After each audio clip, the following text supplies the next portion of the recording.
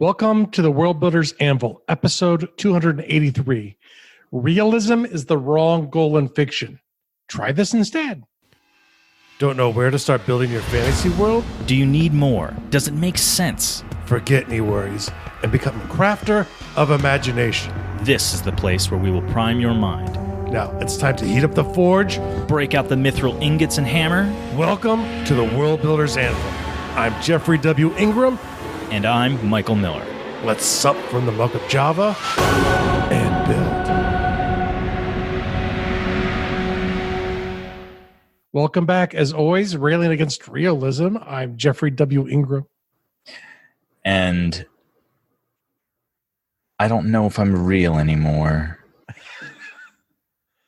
I am Michael Miller? Or Does am Michael I not? Miller even exist? What is real? Do you think that's air you're breathing? Sorry. Sorry, I had the other pill. You had the other pill. So, well, then now we can talk about it. We figure out what each experience was. So I just woke up in my bed thinking it was all a dream. Okay, now I'm not going to be advocating for existential fantasy here, even though I think you can make an argument if done well, it could work. I've definitely seen science fiction that has gone that route. I would say Altered Carbon is a good argument for that one. Yeah. There's a lot of ways you can explore what is real, and you can do that in fantasy as well too, because of magic.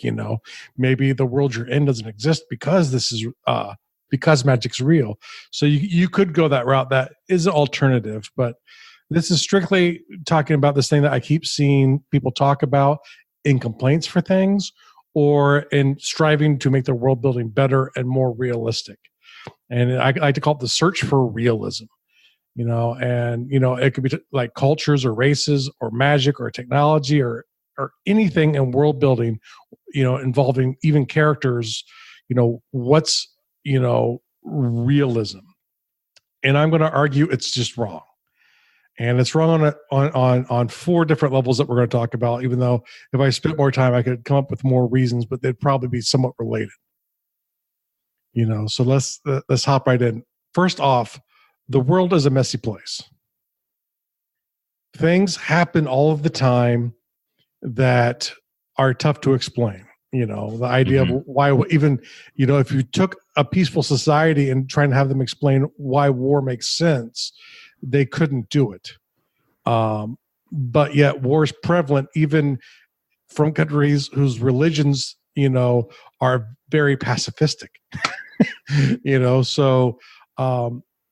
And readers, people who engage in fiction typically want to understand something, and really what comes to my mind is a phrase, it's stranger than fiction. And the truth is a lot of times if you take things from the real world, some things that you can find, there's a whole classification of animals called extremophiles. And they live in places that we don't expect life to be able to live. And we don't necessarily understand even much about them at this point. Some are all over the world, including the Arctic, way down in the depths of the bomb trenches of the oceans, but in highly toxic areas. And I'm not talking about bacteria, actual complex life. Meaning multicellular. The problem is, in general, I'm not saying you can't find an audience for that. People who want actual realism. In general, people are looking to understand the motivations of people, understand cultures, and they should make sense to people. But, even when you look at like cultures, there are always contradictions. If you look at language, there's always irregularities within languages. Exceptions to their own rules. And I was even learning about a very interesting language. One from, it's a small Aboriginal language from Australia. I believe it's up in the northwest corner, in an area that's very vast and open. And I was listening to a lecture by John McCorkner, I believe is his name. He's a linguist. who I first saw in great courses. So occasionally I watch him on YouTube as well too. And one of the things he was talking about was in this language, there's no language for, I'm looking at Michael, he's in front of me. And right now, that makes perfect sense to me and most of the people in the world. Mm-hmm. There is this language, and there are a few others that are completely far away, that are, completely isolated from this language, that don't have words for that. Don't have words for referencing a person right in front of you? Or anything. Like in front of me, beside me, behind me, no words for that. There's no words for relation. For relation based off of me. Now, their relational is, if someone would ask me where Michael is, I would have to say Michael is southwest of me.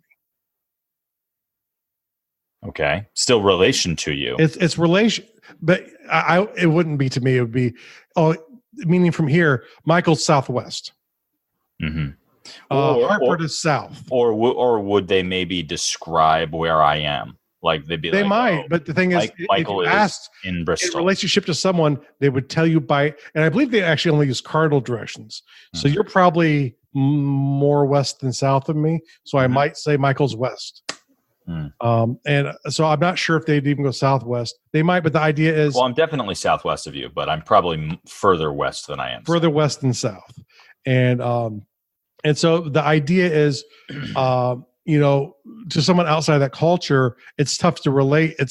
Most people aren't really even good enough. And if you take like someone like that, and put them in a city, that whole language system breaks down. If you put them in the mountains, it breaks down. There are also some mountain cultures that instead of talking about directionally, like cardinal directions, they go, oh, those people are below us. Oh, those people are above us, because their life is a mountain. So it's about being elevationally above or below. For people who are in vast open areas, it can sometimes be cardinal direction wise, because that's the more important navigational tool, because there's not enough around to describe a better way to get there. Now, where we live in Connecticut, there's, you go down to take 91 to 84, you take 84 and you head out to the town Michael lives in, which is Westport, I believe. We've mentioned I live in Bristol. That's fine. I don't care. I was trying to give you a better town. Hey, what's wrong with Bristol? Nothing's wrong with Bristol, but Westport's, come on. I don't know. I'll take Bristol over Westport. You take Bristol. Okay, very good. Big. I'm pretty loyal to Bristol. I like to call myself a Bristolite, and my wife always corrects me. She's like, "You will never be a Bristolite. You were not born here. You did not grow up here." And I'm like, "Yeah, but I'm why is it not like a Bristolian? That would be kind of Bristolian." Well, it's like my mom. It's the same thing. Like, my mom has been in New England for over 30 years, but she will never be a New Englander. New Englanders will not accept her as a New Englander, even though, as far as I'm concerned, she's a New Englander, I understand that. Yeah. Yeah. So I can never technically be a New Englander. It's funny though. No one from Connecticut calls themselves like a nutmegger. No, I was going to say that actually. The whole, or a Connectitonian. Yeah. It's a New Englander for most people up here, except for like if you're from Boston.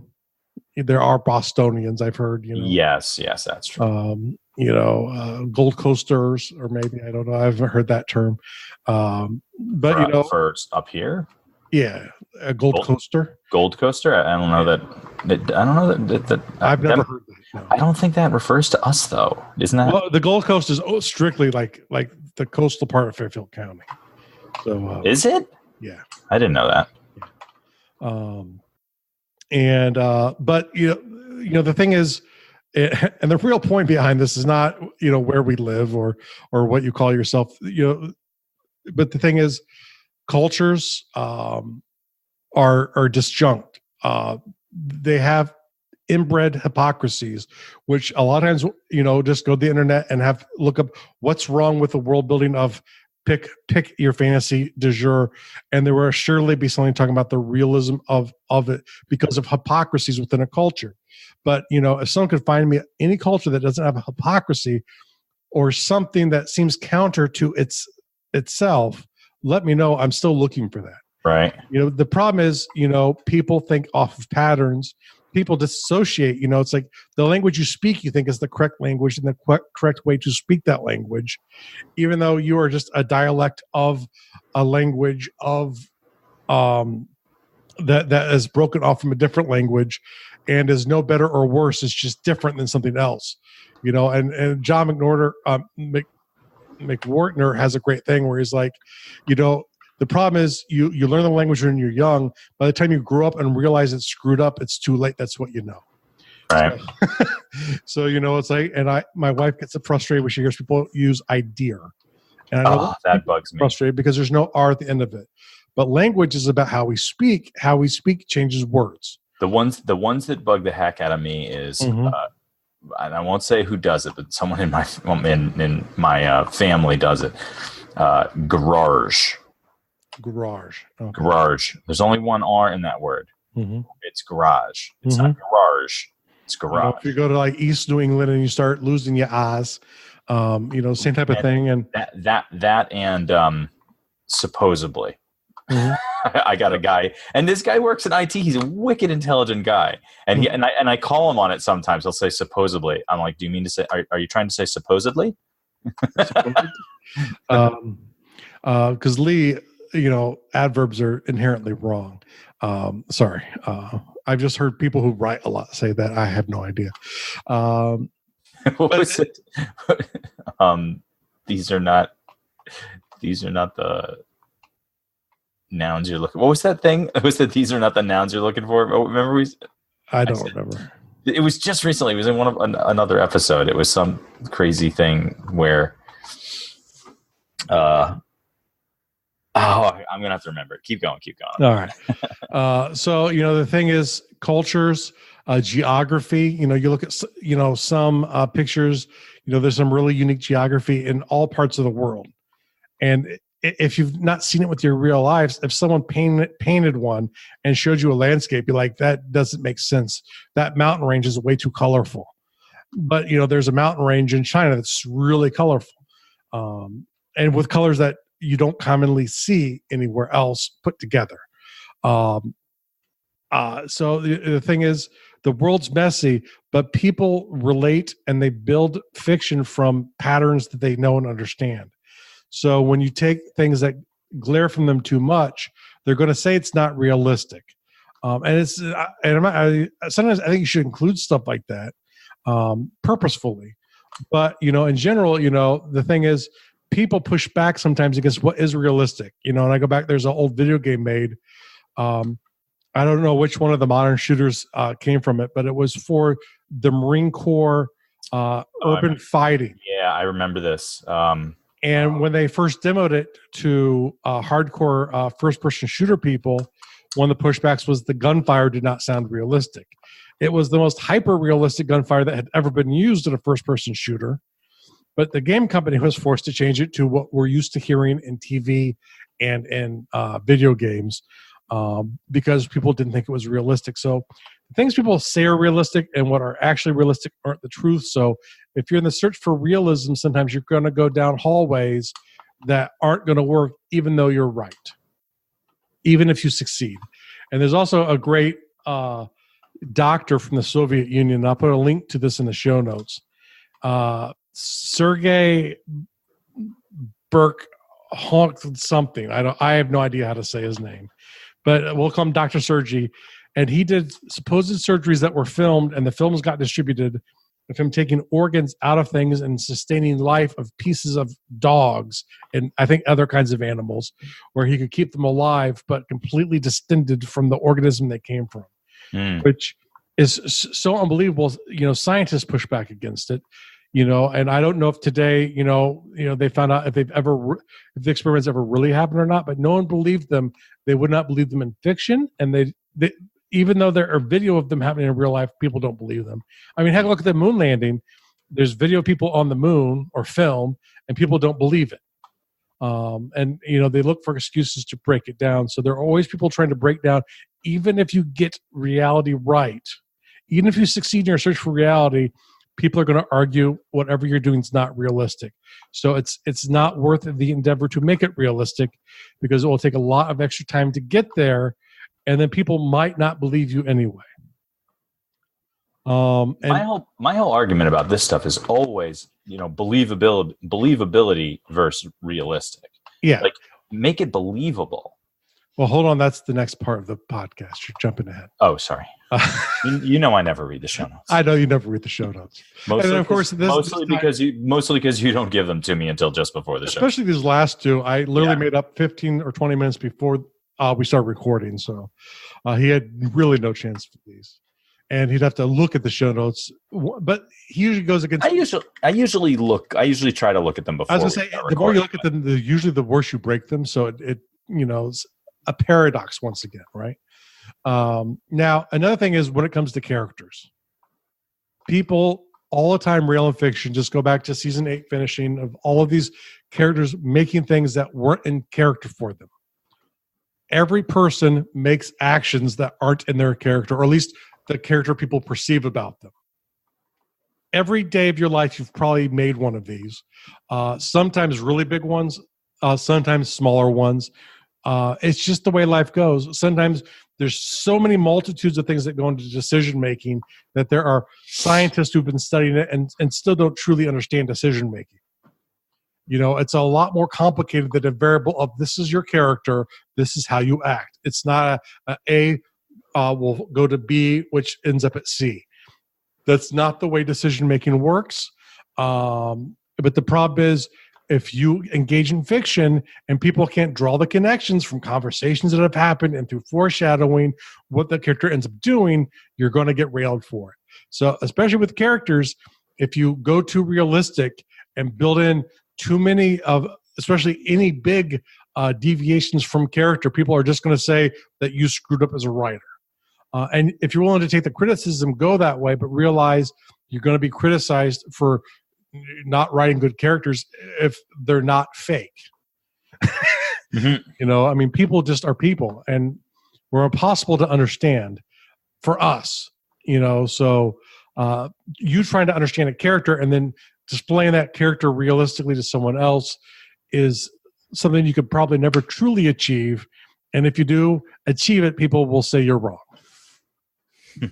And because you might do something out of left wing. Sometimes people just break and start acting in a completely different pattern. So just realize that as it goes for characters. And now the other one is, and you see this a lot in science fiction world building forums, when people will start talking about natural selection. Natural selection is a really strange thing. And it's hard to understand. And I have a very basic understanding of how natural selection works. But the idea is when a population of a species gets really small, when mutations happen, if they benefit the species in the current environment, there's a chance that can overtake the entire species and it becomes a new species. People often think that it's this, selection of the strongest that might not be the most favorable thing for that species in the current environment. So you might not end up with what we as humans today perceive as the strongest because of natural selection. You might end up with something you consider weaker. It's more survivable. And when a species is near extinction, any minor tweaks that pop out have a chance to become prevalent and create a new species. That's why there have been so many that have died out, so many that will be created. It's hard to understand. I think there's a pretty good understanding of like actual real scientists to understand this kind of stuff. But if you don't really know the science, and even then, it takes a long time to start from that single cell organism. And I don't think any scientist would have the knowledge even to predict where it could end up by looking at its environment moving forward. So just keep in mind that, I do use what I like to call evolution, or natural selection in various ways in world building. But for me, it's guesswork. It's predicting. And it's usually what's more interesting to me. And I do usually have a vague logic of why it's preferable than something else in a period of time if something changes. But it's guesswork. And I just don't know if it's possible to model that behavior. And once again, if you get it correct, people are going, well, the other thing was superior. It should have won out. So you're wrong. You always fall back to those criticisms, and really when it comes down to it, the search for ultimate realism in every level of your work, you'll never get to your work. You'll spend the entire time working for realism. Even if you get close to it, you'll question it and you'll go back and look at it. You'll spend your life in analysis by paralysis before you get to do the work. So just stop. Just stop. And then Do it. in its place, search for believability. Believability is much easier to achieve. Now, if you're not going for believable, if you're going truly fantastic, if you're going for that existential journey, you don't need to worry about it. But if you want something that people would call realistic in forums, means it's believable. And so that should be the goal of what you're looking for. So my thing is, take time to develop things that you think are believable, and then it's the idea of testing them out. I like using role-playing games for that, to expose people to cultures, to races, to creatures in my world. And then I listen to the feedback of how they react to it. If they get confused by it, maybe some minor changes to be made, maybe it gets scrapped altogether. But it doesn't have to be through a game. You can do it through just discussing with people your ideas. And they will tell you, and they might even use the word, "Oh, that's realistic." But realize that that's not really what they're saying. They're saying it's believable. In the context in which you presented it to them, it's believable. It makes sense in the scenario that you present. And that's really the best you could hope for. And it's really much simpler. It's 2 steps, right? It's like you guess, even if it's some thought that goes into it, some science influences, some current understanding of science influences your decision making. Realize that, you then go, you find people who are creative, who maybe reflect the people who you want to tell stories to, and get feedback over whether or not this is believable for them. That's the best thing that will help you create a believable world. You don't have to spend hundreds of hours,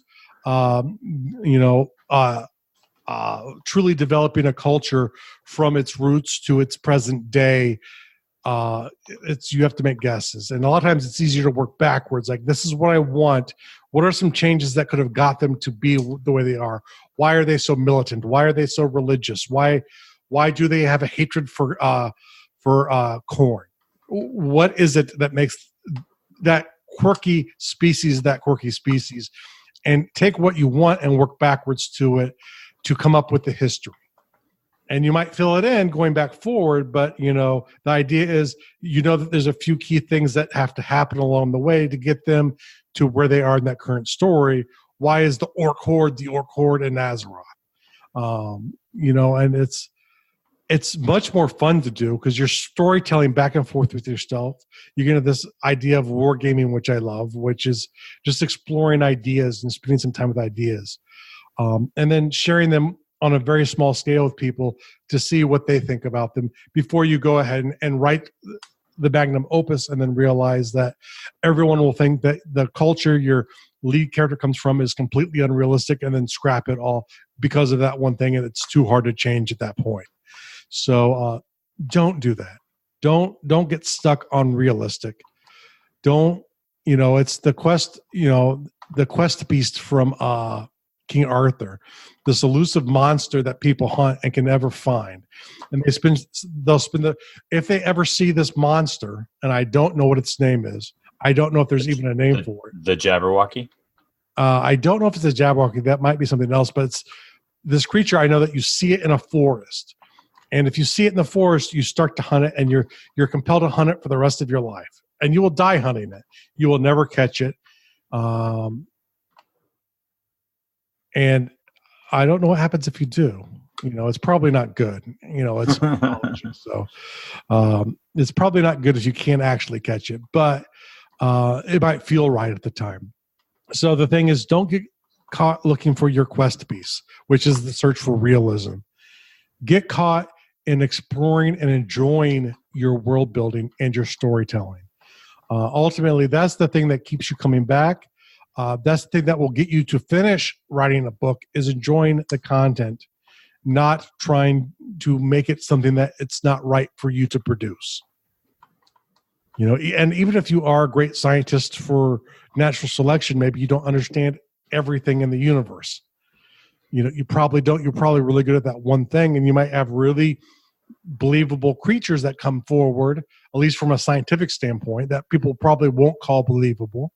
But focus on your strengths, whatever they are, make things believable, and then do tests in the marketplace of other people, small scale, get their feedback on things to see how it makes, if it passed their smell test, and realize no matter how good it is, it won't pass to everyone's.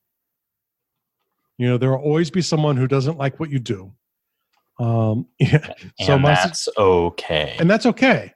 I forget the exact saying, but if you make something that's right for everyone, no one will like it or use it. Mm-hmm. There's actually, in politics, I don't know if you know this, Michael, there's a theorem, I think it's called the medium voter theorem. Mm-hmm. Yeah, and it's the idea, and you see it every election cycle, right? Where, at least in the US, where there's two political parties, so it's really obvious. But you have people who have, left-wing beliefs, people what they have called right-wing beliefs in this country. And politicians will come out of those pools, but they're trying to win an election of people across the spectrum. So what will happen is they will start trying to adjust their position to get 50% plus one votes in whatever election they're in. So their policy prescriptions aren't meant to cover what they believe. They're meant to cover the most voters to say that they're not as bad as the other politician. And so you always get in the cycle of voting for the lesser of two evils. Well, the guy I'm voting for is no good because of this, this, and this, but the other guy is this, this, this on top of that. Mm-hmm. So they're worse. So I can't vote for them. So I'm going to vote for this other person because they're the lesser of two evils. And really, the problem is they're just the politicians that have a tendency to win are the people who appeal to the most people from a policy standpoint. More people will typically vote for them. And so even if they don't necessarily like them, I mean, look at maybe the current U.S. political situation, and you might see, I think a lot of people who voted for Donald Trump probably don't even like him. They think he has a better policy prescription than the one that was offered against him, even if it wasn't as fleshed out, even if you think it's not believable. More people agreed with that in an electoral standpoint, which is how it works in our country, than did for Hillary. Even though she won the popular vote, it was too highly concentrated to get enough electoral votes in the country. So there's a couple different levels as to get played in our country, where if you're a direct voting democracy, that wouldn't happen. But and I don't want to get too much into government types here, so I'll kind of hold off there. But the idea is what happens is the fewest people actually reside at that point, which the winning politician wins. So the least number of people get served by the new policies. And so when you shoot for that middle to try and get the most people to like it as possible, you end up serving the least amount of people. Even if more people buy it, less people will love it. So, my thing is shoot for what you love and trying to attract the audience who will love it to it. Because that's the best way to make stuff that people latch onto, that they go to cons and dress up like characters from your work. It's because there's something about those characters that they love. But if you go for that middle thing, even if you're financially successful, your work will be forgotten. And so because you'll ultimately serve the smallest number of people by trying to please the most. And I think it's public opinion economics if you want to do more research on that. So I hope you've enjoyed this podcast episode. There is a world building episode here and a world building task here, which is give up your search for realism if that's what you're on, and start producing works. Test them out with small audiences, get feedback before you do your big projects. And now for your real world task, Michael. Yeah, thanks. I can't read that. There's like 3 words there that are either misspelled wrong or... maybe. It's explore a local town. I think they're just kind of concatenated or something. No, there's there's literally weird, yeah. 3 Ks in there. Like, Yeah, I have no idea what happened. None of those words have Ks. That's not what it actually says in my show notes. Oh, on mine, there's a whole bunch of Ks in there. Yeah. It's explore a local town. Explore a local town. Now, Sarah and I are really good at this. We do this sort of stuff all the time. And there are different ways to do this. You could take a car, a train, a bus, a bike, or walk if it's close enough, which after a period of time, it won't be. What Kristen and I like to do is we like to look for festivals or events in towns we've never gone to. And whichever one sounds the most interesting, we not only go to the festival, but we kind of explore the area. What's it like there? Maybe figure out a place to eat afterwards, or if it's like in Connecticut, it's along the shoreline. Maybe go walk the beach a little bit, take in some of the sea breeze to get the allergies out of the system. But once a week, once a month, once every couple months, leave your zone of safety. Take a camera with you. Take some pictures. Some of those patterns might inspire you later on as well, too, on an artistic standpoint. I like to take pictures of architecture that stands out to me when I walk around. People having conversations sometimes inspire thoughts. I like to take random pictures when I'm out and about, but explore, take some pictures in whatever way you like. Maybe drive to an area, hike around to small villages, depending on where you're at. Sometimes if you live in more rural areas, you might have to drive a bit to get to a place. But explore the world around you. Take yourself out of your comfort zone of your immediate surroundings. That will sometimes help inspire you in other parts of your life. So I hope you all had a wonderful episode, and we will talk to you next time. Thank you so much for listening to the World Builders Anvil. We would love it if you would share the World Builders Anvil with 2 of your friends. And so would they. If they are unfamiliar with podcasts, then you get to introduce them to the wonderful world of podcasting. Take them to Stitcher or iTunes, or best of all, just send them to our website, www.gardul.com. That's GARDUL.com. Now strike while the mithril's hot.